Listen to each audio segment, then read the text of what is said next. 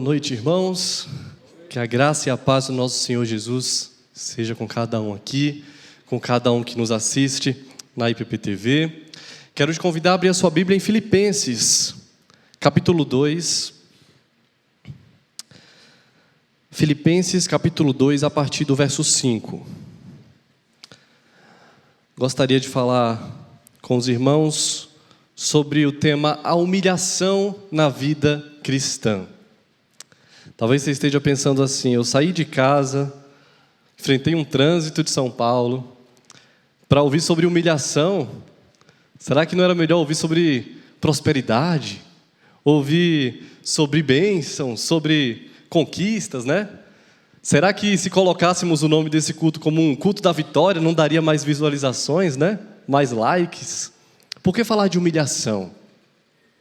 Eu creio, irmãos, que ao olharmos para a vida de Cristo, para a sua trajetória, para o seu momento de humilhação, não existe outra forma de se deparar com isso, a não ser nos humilhando diante do Senhor. E o texto que nós iremos ler nos levará a isso.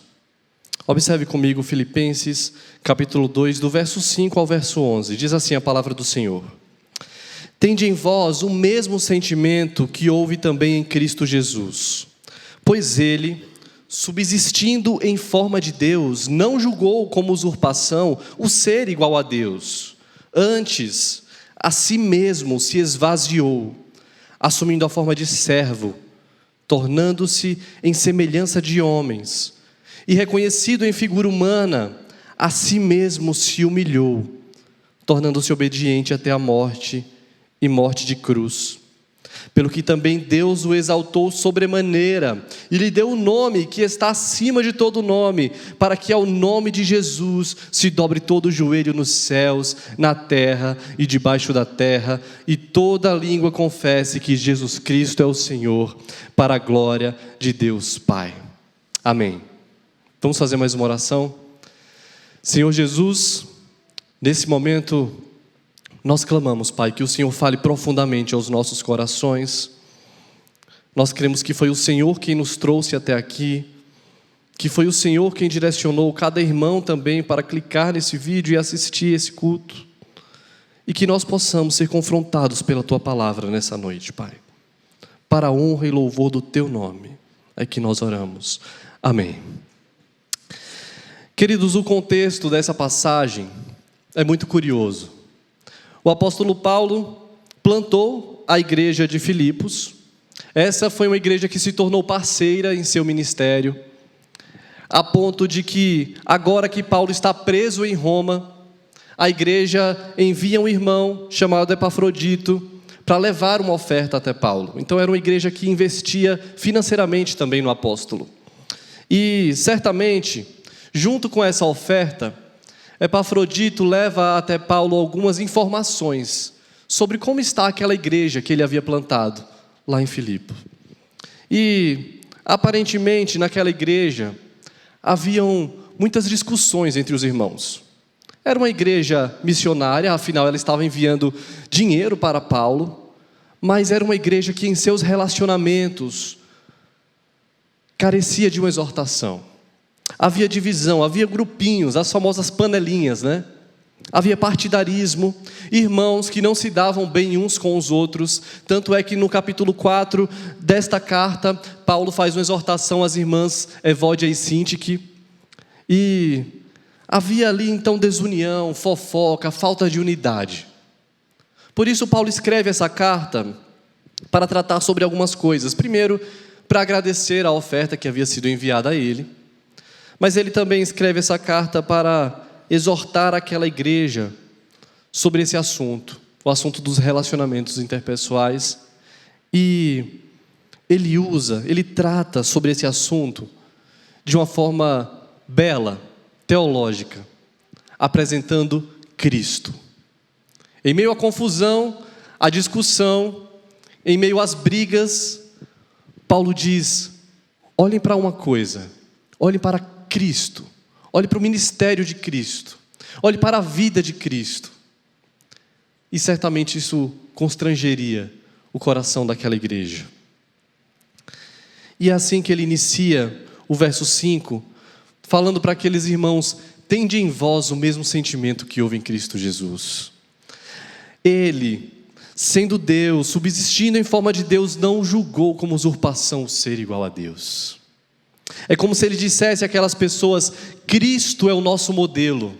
E a solução para todos os nossos conflitos, a solução para as nossas brigas, a solução para os desentendimentos, para a desunião, é olhar para Cristo. Olhe para Ele. E isso serve para nós também, irmãos. Alguém te feriu, alguém te machucou na caminhada cristã, por algum motivo você já teve um desejo de vingança no seu coração. Essa pessoa merece ouvir umas coisas. Já passou isso na sua cabeça? Você já sentiu em algum momento vontade de dar o troco, pagar na mesma moeda e dizer: rapaz, só assim essa pessoa vai aprender. Ela precisa que eu pegue firme com ela. Será que você já pensou aquela famosa frase, né? Eu sou crente, mas não sou besta, né? Eu vou dar meu jeito, não vou ficar por baixo. Em algum momento você já teve esse sentimento de vingança? Olhe para Cristo. Esse não foi o sentimento de Cristo. Por isso Paulo diz a eles: tenham o mesmo sentimento que houve em Cristo Jesus. Eu sei, irmãos, que ninguém gosta de se humilhar. Eu sei que ninguém aqui, conscientemente, né, logicamente, aceitaria um convite para a humilhação. Mas o Evangelho, ele é contracultural. O Evangelho nos traz propostas completamente diferentes desse mundo. O mundo diz assim: se valorize, se ame, se coloque em primeiro lugar, busque o seu sucesso. Quem é mais forte é aquele que fala mais alto. O que importa é vencer uma briga. O que importa é ir até o fim na discussão e sair por cima, sair vitorioso. Quando o Evangelho nos diz assim: seja manso, humilde de coração como o Senhor Jesus. Zele pela unidade da igreja. Ame o seu irmão. Considere os outros superiores a si mesmo. É completamente diferente. E por isso Paulo apresenta o exemplo de Cristo Jesus, que é o próprio Deus, mas não reivindicou todos os direitos que teria sendo Deus. E se humilhou. É como se Paulo dissesse assim: se Jesus, sendo Deus, se humilhou, por que o homem insiste em se ensoberbecer? Por que o homem insiste em zelar tanto pelo seu nome? Se Deus se humilhou, você também, em nome da unidade, em nome do amor, em nome do Evangelho, precisa quebrar o seu orgulho. Precisa quebrar este coração vaidoso e se humilhar diante de Deus. Paulo está dizendo aqui, irmãos, que na vida cristã não existe espaço para vanglória. A vida cristã é uma vida de humildade diante desse Deus, diante desse Jesus que se humilhou por nós. Então eu quero compartilhar com vocês 3 características de alguém que se humilha. Em primeiro lugar, quem se humilha se esvazia. Em segundo lugar, quem se humilha serve. E em terceiro lugar, quem se humilha será exaltado. Olhe comigo o verso 7. Depois de Paulo convocar os irmãos a terem o mesmo sentimento que houve em Cristo Jesus, ele diz assim que Jesus Cristo, no verso 6, subsistindo em forma de Deus, não julgou como usurpação ser igual a Deus. Então no verso 7 ele diz: antes, a si mesmo se esvaziou. Ele não foi esvaziado, irmãos. Não houve alguém que tirou Jesus do trono. Não houve alguém que de alguma forma tirou a honra de Cristo. Ninguém teria poder para fazer isso. A si mesmo se esvaziou. Não há ninguém que tem poder para esvaziá-lo, mas o próprio Senhor Jesus decide se esvaziar, se humilhar por amor da humanidade. E de que forma ele faz isso? De que forma ele se esvazia? De que forma ele se humilha? Através da encarnação. O Deus dos céus, você já parou para pensar nisso? O Deus que os céus dos céus não pode contê-lo, decidiu encarnar, vir à terra como um homem. Esse Deus tão poderoso decidiu andar e viver entre nós. Decidiu se esvaziar, e isso não significa que Jesus deixou de ser Deus para se transformar em um homem, não é isso. Isso seria uma grande heresia. Ele, além da sua natureza divina, decide tomar agora uma natureza humana completa. Ele sempre foi Deus, Ele é Deus e Ele sempre será Deus. Mas Ele decide ser essa pessoa, uma única pessoa com essas duas naturezas, divina e humana. Berkhof diz que esse estado de humilhação de Cristo consiste em Jesus ter posto de lado a sua majestade, como soberano Criador do universo, e se humilha, e vem ao mundo por nós. O Evangelho é chocante, meus irmãos, pensar nisso é chocante. Deus se humilhou, mas a nossa realidade também é chocante. Nós nos ensoberbecemos, mas quem somos nós? Por que tanta vaidade no nosso coração? Por que tanta competitividade entre nós? Por que tanto desentendimento? Por que tanto orgulho? Tim Keller escreveu um livro chamado O Ego Transformado. E ele trata sobre isso e diz assim, que o ego sempre dói. O ego dói. O ego vive o tempo inteiro chamando a atenção para si. E isso todos os dias. O tempo inteiro exige que sejamos avaliados de como somos tratados. É comum reclamarmos que alguém feriu os nossos sentimentos. Tim Keller diz, mas os sentimentos não podem ser feridos. É o nosso ego que se sente machucado. É o nosso eu, a nossa identidade. Os sentimentos continuam ótimos, é o ego que dói. E ter o nosso ego ferido, irmãos, dói. Existe algo que precisa ser corrigido no nosso coração. Esse pecado, esse orgulho, essa soberba que há em nós, precisa ser quebrada diante do exemplo de Cristo Jesus. E é aí que entram os valores do reino, onde coloca todas as ideologias desse mundo de ponta cabeça. No reino, o fraco é forte. No reino de Deus, o grande é pequeno. No reino de Deus, quem serve é o maior. Por isso, irmãos, Cristo nos ensina com sua vida que nós devemos nos humilhar, nos esvaziar deste ego e servir. Então, quem se humilha se esvazia, mas quem se humilha também serve. Veja comigo a continuação do verso 7, depois dele dizer, antes a si mesmo se esvaziou, ele fala, assumindo a forma de servo. Jesus decide se encarnar como homem, mas a sua decisão não é que isso aconteça dentro de um palácio de luxo. Jesus não encarna como homem em um lugar luxuoso. Ele decide nascer em forma de servo. O seu estado de humilhação é tão grande que ele, por espontânea vontade, decide que seja assim. Decide nascer filho de um carpinteiro, em uma cidade obscura, em uma posição humilde. O Rei dos Reis, o Senhor dos Senhores, decide vir ao mundo e servir. Vem para servir e não para ser servido. Meu irmão, existem tantos conflitos no meio da igreja. Tantos conflitos entre nós, em nossas famílias, entre nossos amigos, com os nossos colegas de trabalho, que poderiam facilmente serem resolvidos se houvesse esse sentimento, se o nosso ego fosse quebrado, se nós lutássemos contra esse desejo, contra essa soberba que há em nós. Quantos de nós, irmãos, temos o desejo apenas de ser servido, nunca de servir. Quantas pessoas vêm até a igreja e esperam que aqui também sejam servidas o tempo inteiro.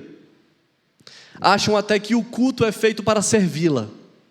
E se o louvor não está do meu agrado, se o pregador não é do meu agrado, se a temperatura não está do meu agrado, o culto não serviu. Mas é hora de lembrarmos, irmãos, que o que estamos fazendo aqui é um serviço a Deus, não a nós. O culto é o momento que nós prestamos um serviço ao Senhor. É para isso que nós existimos, para servir. Quantos irmãos também abandonam a fé ao passar por provações, por dificuldades, acharam que ao se converter a vida seria perfeita. Depois de aceitar a Cristo, eu não quero me humilhar, eu não quero servir, eu não quero sofrer. Mas o convite da Escritura é para assumirmos essa vida de humildade, de mansidão, de serviço, de esvaziamento, de amor ao outro, de serviço a Deus. Você foi chamado para servir. E o texto continua no verso 8, mostrando esse exemplo de Cristo, que a si mesmo se humilhou, tornando-se obediente até a morte, e morte de cruz. Note que Cristo foi ao estágio máximo da humilhação. Cristo, por sua própria vontade, se entrega, se esvazia, serve e decide morrer da forma mais humilhante possível.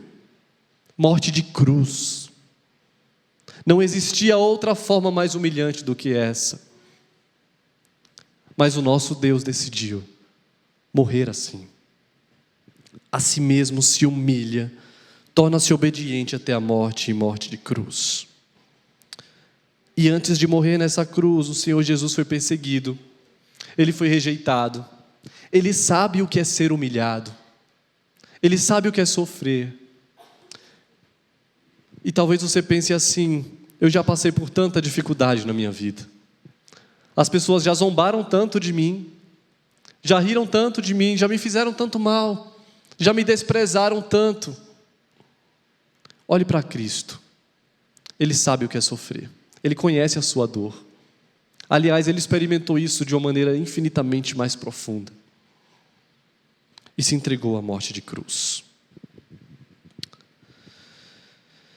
A vida de Cristo foi uma vida de serviço. Em seu ministério, Ele serviu os doentes, serviu os desamparados. Ele fez tudo isso sem buscar recompensas de homens. Serviu até a morte.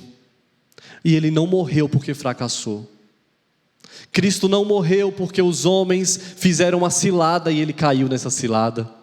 A morte de Cristo não aconteceu porque tramaram contra Ele ou porque Ele foi enganado, mas Cristo morre naquela cruz por amor.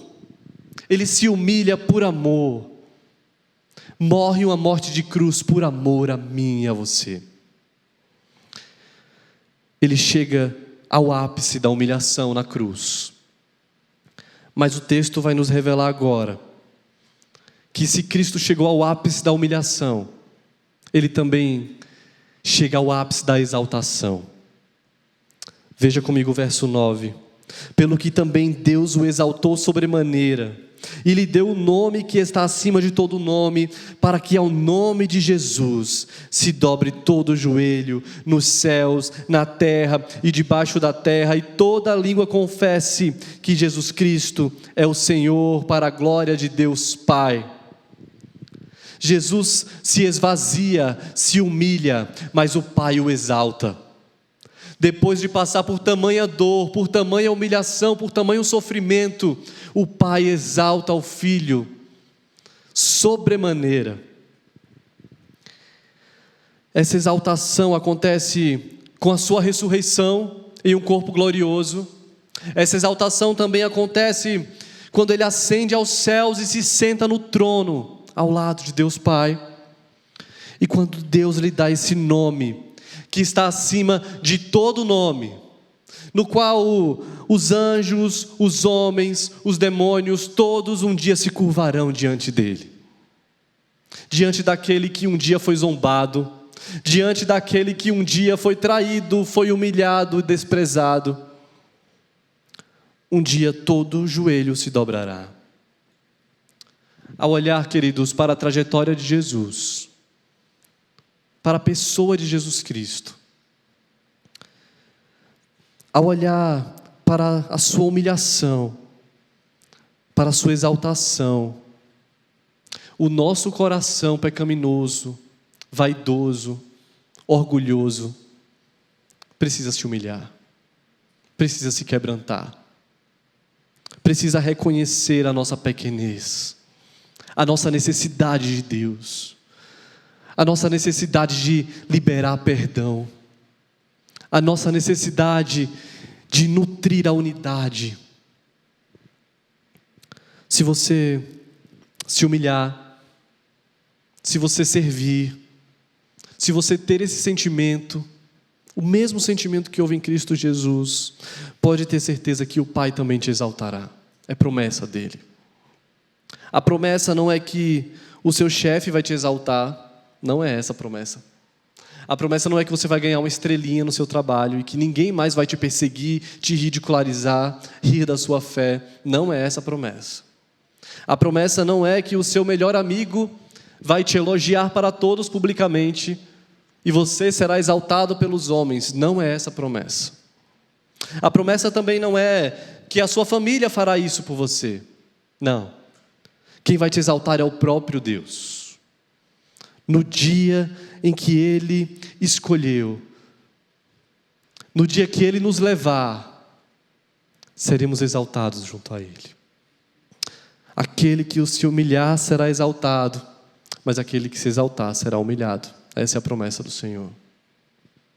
E eu quero concluir, queridos, te lembrando que, apesar de relembrarmos essa trajetória de Jesus, vemos o quanto Ele sofreu, vemos o tamanho da sua dor, vemos o quanto Ele recebeu os escárnios dos homens. Eu quero te lembrar que, durante toda a história da humanidade, Ele continuou sendo Deus. E esse é o nosso Deus. O Deus que se humilha, por amor morre numa cruz, mas é exaltado e hoje está no seu trono, assim como o reverendo Samuel falou aqui. Ainda que Ele tenha sofrido por tudo isso, Ele continuou sendo Deus. E talvez você conheça pessoas que hoje zombam de Deus, negam a existência de Deus, ridicularizam a sua fé. Mas essas pessoas um dia precisarão confessar que Jesus Cristo é o Senhor para a glória de Deus Pai. Não existe opção, não há outro caminho. Todo homem fará isso. Aqueles que não fizerem durante a sua vida, aqueles que não fizerem isso espontaneamente, livremente, terão que fazer isso no dia do juízo. Terão que reconhecer que Jesus Cristo é o Senhor. Todo joelho fará isso. Todo joelho se dobrará diante desse Deus. Por isso, queridos, a hora de olhar para Cristo é agora. A hora de resolver os conflitos é hoje. A hora de desapegar desse coração vaidoso é agora. Nesse mundo, nessa terra, tudo que você buscar, toda glória, toda riqueza, todo reconhecimento, é vão, vai passar. Mas se olharmos para o Senhor, se tivermos os nossos olhos fixos no Senhor, então um dia, ainda que nessa vida experimentemos a humilhação, a rejeição, a dor, um dia seremos exaltados com Ele. E essa é a nossa esperança. Por isso, entregue o seu caminho ao Senhor. Hoje mesmo, declare com os seus lábios que Jesus Cristo é o Senhor para a glória de Deus Pai. E eu quero ler novamente o verso 9, 10 e 11. Pelo que também Deus o exaltou de sobremaneira e lhe deu o nome que está acima de todo nome, para que ao nome de Jesus se dobre todo o joelho nos céus e na terra e debaixo da terra, e toda língua confesse que Jesus Cristo é o Senhor, para a glória de Deus Pai. Glória a Deus por isso. Que essa realidade, irmãos, constranja o nosso coração e nos leve para mais perto desse Deus. Em nome de Jesus. Deus nos abençoe. Vamos fazer mais uma oração? Senhor Deus, o Senhor nos conhece, Pai. Sabe das nossas necessidades, sabe do nosso coração vaidoso, sabe quantas vezes, Pai, nós entramos em uma discussão e nos faltou humildade, nos faltou liberar perdão. Que em nome de Jesus, Pai, ao olhar para a Tua santa palavra, ao aprender mais de Ti, que foi manso, humilde de coração, que se humilhou naquela cruz por amor a nós, nós também possamos nos humilhar aos Teus pés. Declarar, Pai, que nós precisamos que o nosso coração tão pecador seja quebrado e transformado, Jesus. Nós não queremos buscar neste mundo, nesta vida, os aplausos dos homens. Não queremos ser reconhecidos pelas pessoas, Deus. Mas nós queremos ser conhecidos pelo Senhor. Queremos viver para o Senhor. Até que um dia, Pai, toda essa luta, toda essa batalha, toda essa humilhação terá um fim. E viveremos eternamente contigo. Estaremos para sempre ao teu lado, Pai, dando honra, glória e louvor ao nome que está acima de todo nome. Nos ajuda nessa caminhada, Deus. Nos transforma, nos molda ao teu caráter, para a honra e glória do Senhor Jesus. Amém.